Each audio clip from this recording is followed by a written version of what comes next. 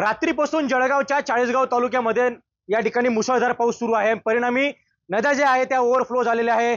नद्यांनी त्या ठिकाणी धोक्याची पातळी ओलांडलेली आहे आणि प्रचंड नुकसान या ठिकाणी शहरामध्ये व्यापारी संकुल असेल, नागरिकांच्या घरांचं असेल, या ठिकाणी झालेलं आहे। आपण सध्या हिरापूर रोडच्या या ठिकाणच्या बेतमुता कॉम्प्लेक्स मध्ये उभे आहोत। आपण जर बघितलं तर हे जे व्यापारी संकुल आहे हे पूर्णतः या ठिकाणी पाण्यामध्ये गेलेलं आहे। माझ्या दृश्यांमध्ये आपण जर बघितलं तर हे पूर्ण गाळे जे आहे ते पूर्ण दुकानं आहे यांच्यामध्ये पूर्णतः आता पाणी शिरलेलं आहे आणि एकंदरीत या ठिकाणी व्यापाऱ्यांचं मोठं आर्थिक नुकसान झालेलं आहे।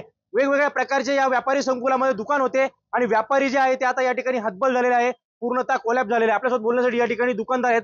काय सांगाल एकंदरीत काय नुकसान झालेलं आहे? आपलं कुठलं दुकान होतं?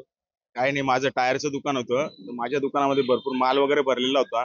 भरपूर नुकसान झालं, लाखोचं नुकसान झालं। माझं एकट्याचं नाही, इथे जेवढे बी दुकानदार आहेत त्या सर्वांचं नुकसान झालेलं आहे। आता डॉक्टर साहेब यांचं तिथलं फर्निचरचं नुकसान झालं, त्यांचे औषधी होतं, तिथं मेडिकल होतं। हा गादीवाला मुलगा, याचं गादीचा कापूसाचा माल भरलेला होता, त्याचं नुकसान झालेलं आहे। हा बिचारा लॉन्ड्रीवाला व्यक्ती आहे, त्याचे लोकांचे कपडे होते तिथं, ते कपडे खराब झालेले आहेत। भरपूर म्हणजे लाखोचं नुकसान झालेलं आहे। काय सर काय सांगाल एकंदरीत आपलं कसलं दुकान होतं, आपलं काय नुकसान झालेलं आहे? माझा दवाखाना होता, म्हणजे आहे तिथे खाली। तिथे माझे सगळे मेडिसिन्स आहेत, माझा लॅपटॉप आहे, असं सगळं सामान तिथे आहे। आणि अचानक हे सगळं झालं। मी रात्री 10 वाजता इथून गेलो, तोपर्यंत काही नव्हतं। सकाळी 7 वाजताच मला फोन आला इथे। जेव्हा इथे हे शेजारचे टायरवाले आले, त्यांनी बघितलं आणि आम्हाला कळवलं, तर ते पाहिलं तर पूर्ण रस्त्याच्या म्हणजे इथे यायला पण जागा नव्हती आणि लाईटही चालू होते, त्याच्यामुळे यायची भीती वाटत होती। त्याच्यानंतर MSEBला फोन केल्यानंतर काही काळानंतर ते लाईट बंद झाले, मग आम्ही मध्ये इकडे येऊ शकलो। आणि अशा रीतीने लाखोंचं नुकसान आणि बराचसा त्रास झालेला आहे। बघू शकतो की अनेक गाळे या ठिकाणी होते आणि अनेक दुकानं या ठिकाणी होते, ते पाण्याखाली गेलेलं आहे। लाखो रुपयांचं नुकसान झालेलं आहे असं व्यापाऱ्यांकडून सांगण्यात येत आहे। काय सांगाल, आपलं कसं दुकान होतं, काय नुकसान झालेलं आहे? माझं फ्रेशचं दुकान आहे। बरेचसे पूर्ण गिरायकांचे कपडे खराब झालेले आहेत, परंतु इथं सर्व दुकानदारांचे पूर्ण मालाचं नुकसान झालेलं आहे। काही गाडीवाल्याचं पूर्ण कपाशी खराब झालेली आहे, टायरवाल्याचं पूर्ण एक खराब झालेले आहे, जनरेटर खराब झालं, त्याचं प्रेशर मशीन खराब झालेलं आहे। बरेचसे जणांचं सलूनवाल्याचं पूर्ण खराब झालेलं आहे, फर्निचर वगैरे।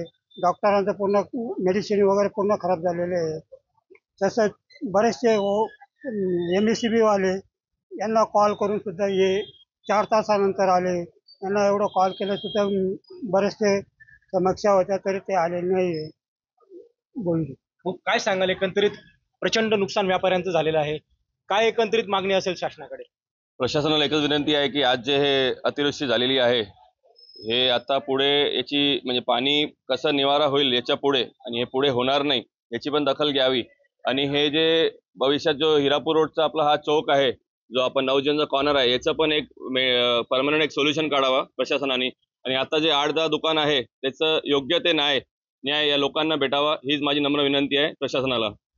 आपण बघू शकतो की 100% नुकसान या ठिकाणी व्यापारी संकुलातील दुकानदारांचं झालेलं आहे आणि शासनाने त्वरित पंचनामे करून त्या ठिकाणी नुकसान भरपाई द्यावी अशी मागणी या ठिकाणी दुकानदारांनी केलेली आहे। खेमचंद कुमार, TV9 मराठी, चाळीसगाव जळगाव।